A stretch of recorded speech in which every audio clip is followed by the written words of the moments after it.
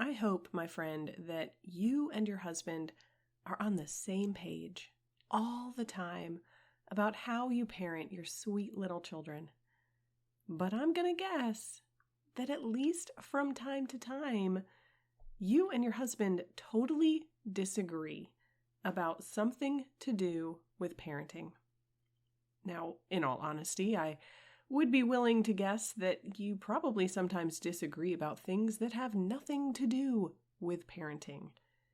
But today, we are going to talk about some very practical ways to stay on the same page, to remain a united front as mom and dad, even when you actually disagree about how you're approaching some element of parenting. It can be super frustrating to be on different pages, but that does not mean that there has to be a wedge in between you and your husband. It does not mean you can't ultimately be on and stay on the same page. So we're going to get practical today with some tips for how to talk about these issues, how to work through these issues, and how to stay connected and still, be a team, even when you disagree. So if that sounds good to you, you're in the right place. This is the Love Your People Well podcast, where we are working together to enjoy Christian family life, to build healthy, happy, and holy family relationships. I'm Jess, and I'm a marriage and family therapist, a pastor's wife, and a mom of 4, and it is my passion to help moms love every minute of the time that God gives them with their sweet little children and with their husband, even though emotions can be out of control and communication can be so tricky, and it's really easy to go to bed at the end of the day feeling like a failure and struggling to find purpose and meaning and joy in the day that just passed by. I am here to help you get that joy back, to help you embrace every moment with these incredibly special people. So my friend, that's why today we're tackling the topic of how to stay on the same page with your husband as a parenting team, even when you disagree. Now, as we jump into this conversation, I will remind you that there are some wonderful resources at loveyourpeoplewell.com. There is an entire page devoted to marriage resources, an entire page devoted to parenting resources. There's others as well. There's a lot on there about faith and emotions and communication. And really all of that is going to speak into our conversation today. So you probably just want to start at loveyourpeoplewell.com. And I always like to start our episodes, our conversations, by reminding you of my disclaimer that I am a therapist, but of course, this podcast is not therapy. And I have sat down with many couples over the years who are just plain frustrated because they can't quite get on the same page about the most important thing in their life, which is their children. Parenting is a huge task, a huge responsibility, and it can bring a ton of joy, not only into your life, but into your marriage. But that is going to depend on if you feel like a team. So let's dive into some of these tips for how to stay on the same page as a parenting team, even when you disagree.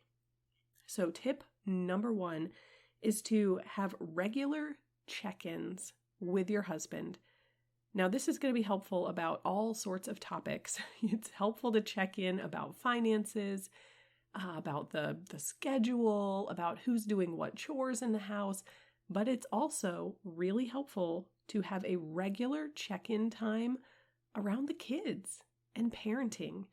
Because if you wait until there's a problem, well, guess what? Now your emotions are high, you're a lot less likely to communicate clearly, and you're really at that point reacting to the problem instead of getting ahead of the problem and proactively figuring out how do we get on the same page before we're in the middle of the page realizing, oh my gosh, we're not together on this.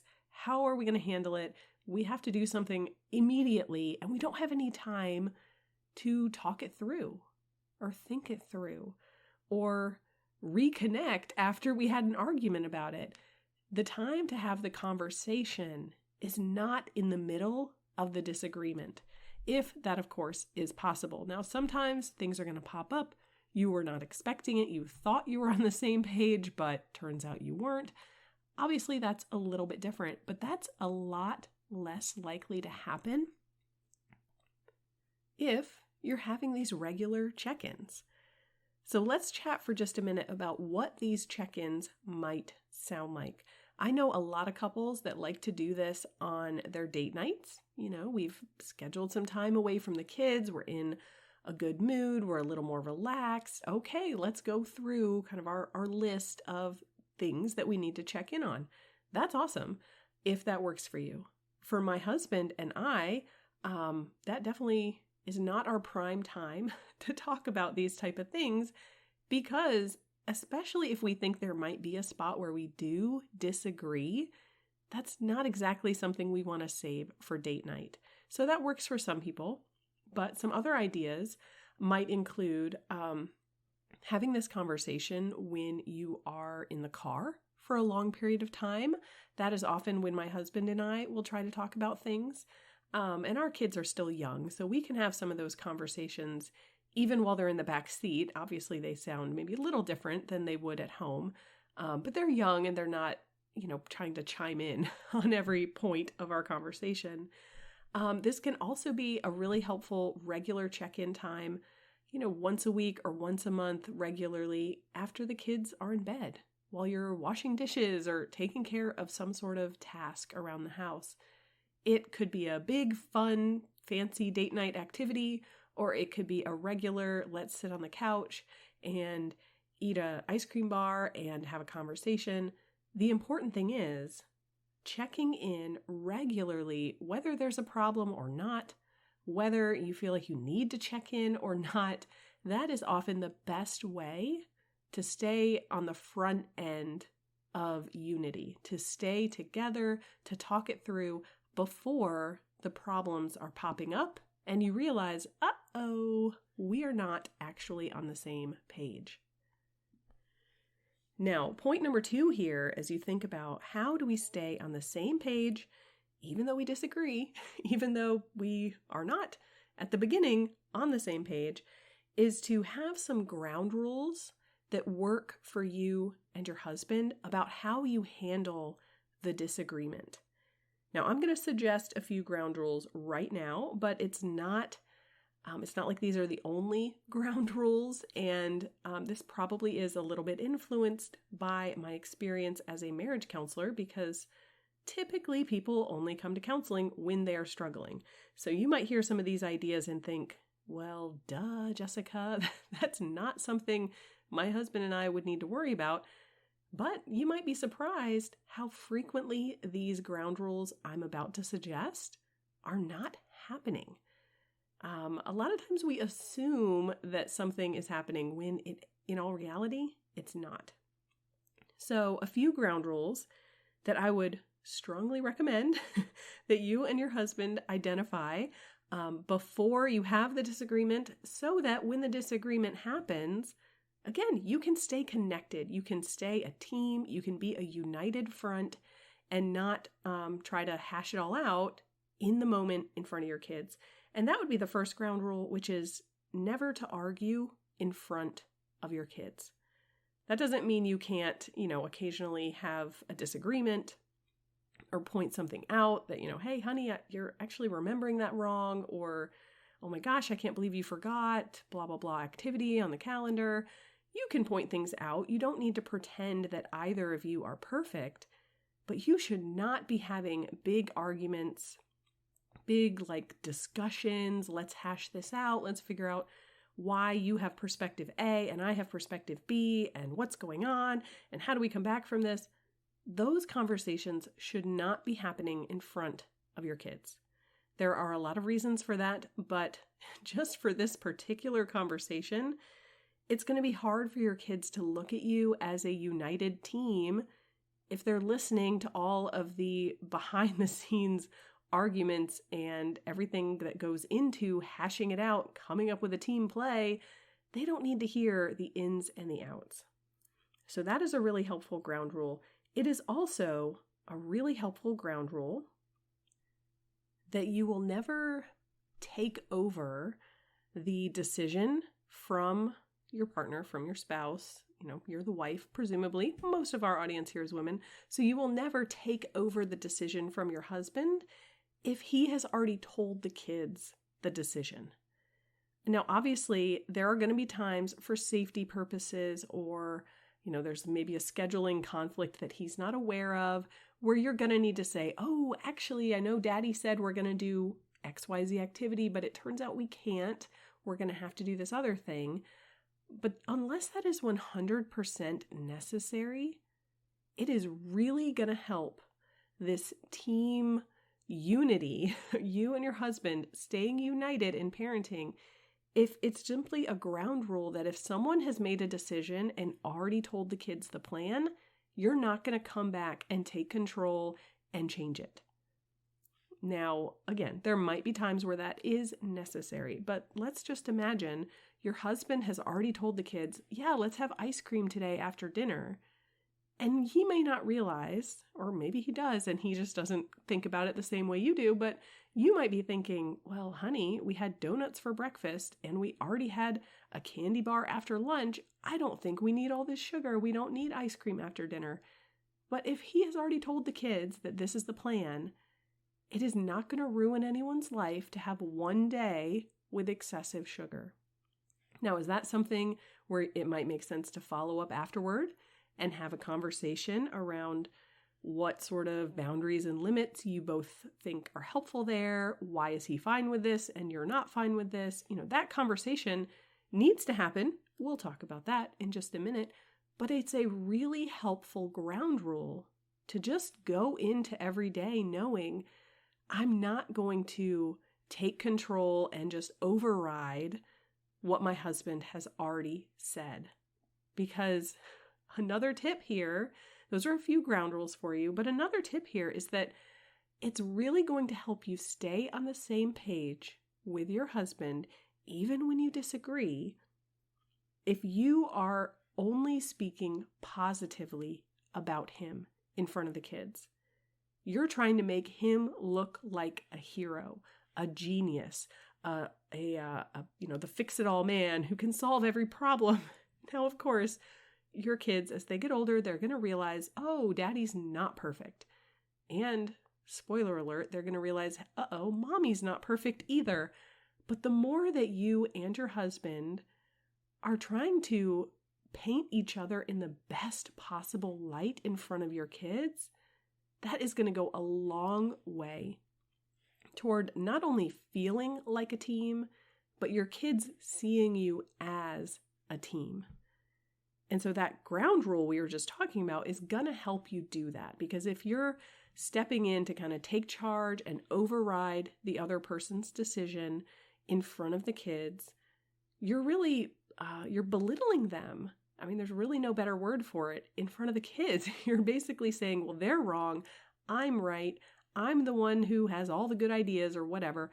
You're not saying that, probably, with your words, but your action there of taking charge of that moment and shutting down the plan that your husband had and replacing it with your own plan, that is not setting him up to be, a rock star in front of his kids. He's going to feel it and they're going to feel it. So that is another tip there. Tip number 3 is to only speak positively about your husband, about their dad in front of them. And whenever possible, make him look like a hero. If you've already decided in advance, okay, fine, they can have ice cream. It's okay for dad to be the good guy sometimes and mom to be the good guy sometimes and make that announcement. And so the more that you are lifting each other up in front of the kids, the more that's going to help you have a more gracious attitude when you do disagree, or when the other person does find it necessary to take charge and kind of override the decision that the other person made. You're going to have a lot more grace if you already know, okay, this person really is loving me well in front of the kids, speaking well of me. And so it's a lot easier then to handle the moment when your pride is hurt or you're frustrated or you're upset. Now, another piece here, of course, is how do you have the conversation with your husband? So it shouldn't be happening in front of the kids. But when you have those regular check-ins, we talked a little bit about kind of the context, how to make that happen. Other conversations are going to happen after the fact, like after the Saturday night when they had sugar all day long and your husband gives them ice cream after dinner. And you're thinking, oh my goodness, I don't like that plan. We're going to need to talk about this. Well, that's probably tip number 4, is that you don't want to sweep that under the rug. You want to actually have the conversations. You want to have them at a time when the kids are not around. You want to save the conversation for a time when neither of you is overly emotional or exhausted or super, super stressed out. If it was a horrible day at work, that's probably not the time to purposefully bring up a topic that you're disagreeing about. But you do need to have the conversation. And whether it's a regular check-in or it's the kind of follow-up debrief, I did not agree with your decision there, so we need to talk about it. It's really going to help that conversation if you have already thought through what are your priorities as a parent for your marriage, in your home, for your family, all of these different kind of arenas of family life. What are your priorities? What are your deepest values and goals? And why do those things matter to you?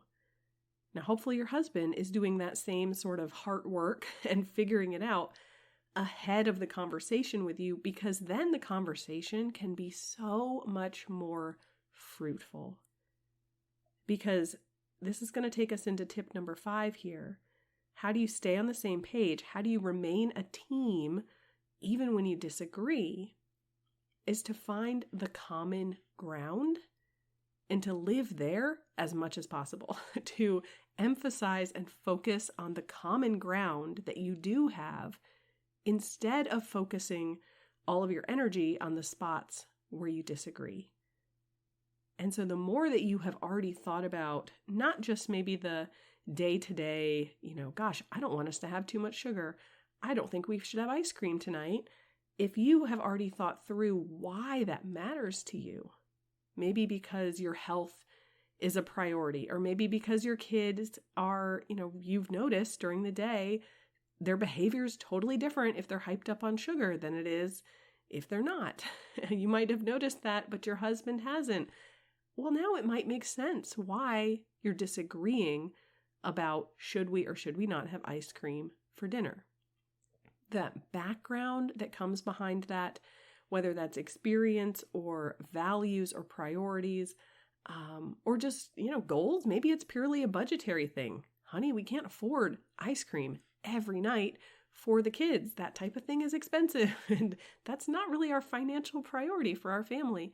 Whatever it looks like for you, if you've already thought that through, it's going to be a lot easier to explain that to explain that to your husband in the conversation and to find that common ground. Because odds are you both care about your kids' health and you both care about the budget and whatever financial goals you might have. You're thinking about the ice cream differently, but that doesn't mean that your priorities are actually different or your goals are actually different. And if they are, well, the more that you explore why that goal matters to each of you, the more likely it is, again, you'll find some layer there where there is common ground. Now, are these conversations easy? No, not usually.